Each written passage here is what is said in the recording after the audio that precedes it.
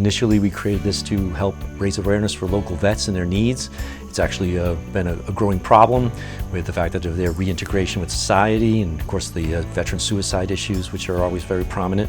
We're lucky we have some good non-for-profits that are doing a lot of good work on the ground, especially this latest one that we're partnered with from Mental Health of America. They have a program called Vet to Vet, and since that's been initiated here in Dutchess and every county that they're in, there has not been one veteran suicide, so it's just an amazing program. So we take a group of combat vets, all local, and we try to give them an experience for the weekend, whether it's fishing, whether it's some firearm shooting, a lot of sporting clays, because that's something that's kind of a passion of mine.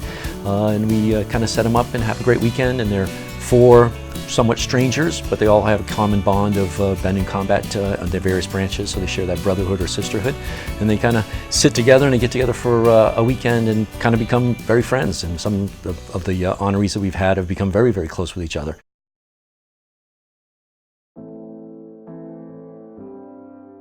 Well, it's a funny story. You know, I was going to Dutchess Community College,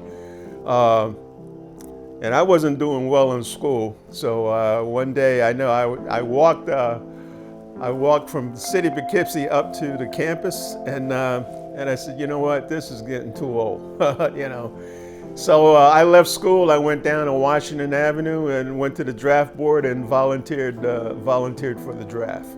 I enlisted while I was in high school. I wasn't even finished with my course taking in high school, and I enlisted for 4 years because I knew that it would be the military that could afford to send me to school beyond high school, where my grades weren't strong enough to get a walk into college. So 9/11. It was the most horrific thing I'd ever seen on TV. I thought I was in a bad movie. Sitting on the other side of the television watching, I couldn't believe what had happened. I was 33 years old when I went to basic training. Well, I grew up very patriotic, and this thing was happening, and I felt, you know, I wanted to be part of something, you know, and the military was the answer for me. So I went to a couple of recruiters, and the Air Force seemed to be the best fit. So I did the Air Force, you know.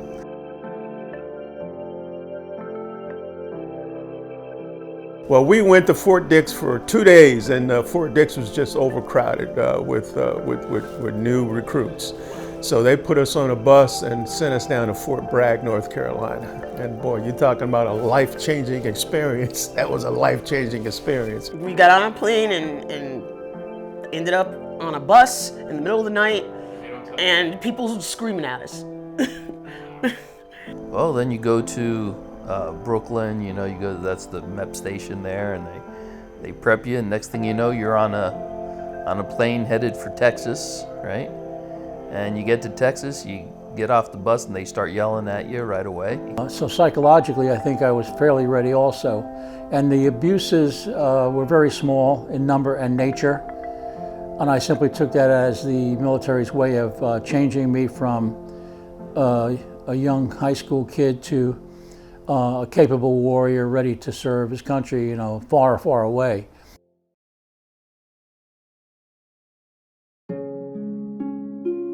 There's no one that could tell you, you know, what to expect. I remember, you know, we were standing in formation, and the first sergeant, he read off the names for the guys that go over to the hospital to get shots, because you know, you got orders to go to Vietnam. I served in Iraq 3 times. I did 3 tours. Yes, I did get to serve in Vietnam. I was a radio operator. So I went to Afghanistan. That was my last tour. Getting off the plane, stepping down the ramp and feeling the heat and the humidity in my face, that I had never experienced that kind of heat before. What you did was 30 days in Kuwait or more, because you needed to acclimate. Because us coming from Germany into Middle Eastern weather, where it's 120 degrees in the shade and no trees.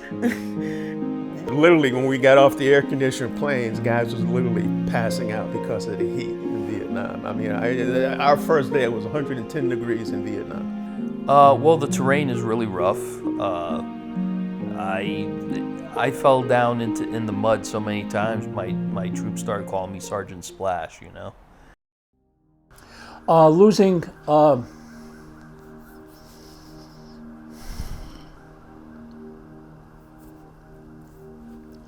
losing close friends who fellow Marines who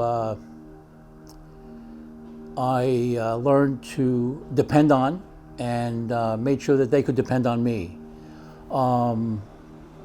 To me, that was something that I wasn't ready for, and I don't think any young Marines today are ready for that type of loss. It comes suddenly, it comes violently, and it leaves a lasting scar on your psyche. I think the biggest challenges were losing your friends and never being able to let go, never being able to mourn them, not having time to mourn them or say goodbye, you know, and especially doing personnel recovery, some of the things, you know, or pieces of your friends. Rough. We got ambushed, and they shot this rocket propelled grenade in the back of the truck that I was riding in. We had 5 guys in the back. 2 guys were killed instantly, James Francis and LeBron Baker.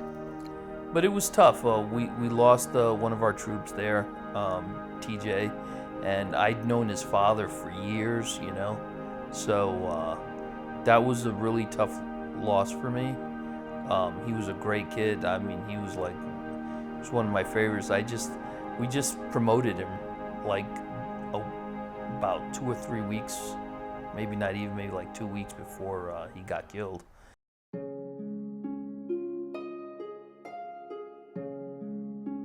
People not truly understanding that you're not the same anymore. You're just not. You know, depression. You know, we came back changed a little bit, you know, and while you're away, your family, and big shout out to families of deployed people, because they have to do everything now. I found out through just that daily living that I was a bundle of nervousness and anxiety and inability to focus on things for too long. And that would come many years later that I would be diagnosed with post-traumatic stress disorder. You know, I'm talking to this doctor, and you know, I'm telling him, look, I'm fine, everything's good. I'm just part of the process that I have to be here. Then he noticed that my wife was with me, and he said, well, do you mind if I talk to your wife? And I said, sure, absolutely. Well, my wife kind of dropped a couple of bombs on me because she was the one who told the doctor about the nightmares that I was having, and I got diagnosed with having a post-traumatic stress disorder.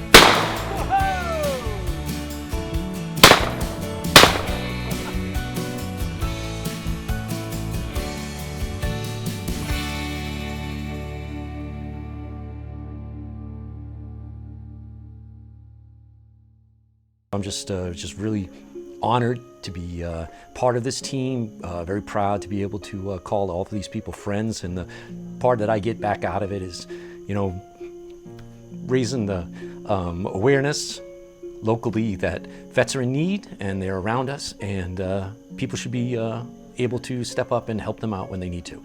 So especially with this rampant epidemic, which is the veteran suicides, 22 on average a day. That's the number that is way too high. One is too many. And so every dollar we raise is going to help these programs for support.